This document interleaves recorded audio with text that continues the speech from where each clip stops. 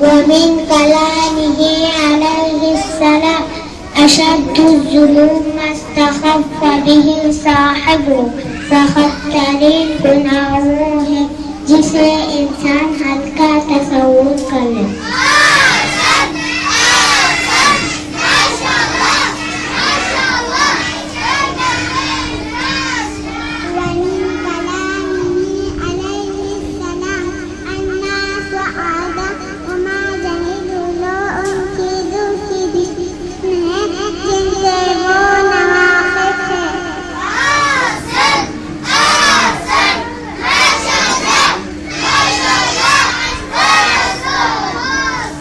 ومن كلامه عليه السلام الدنيا خلقت لغيرها ولم تخلق لنفسها दुनिया दूसरों के लिए पैदा हुई है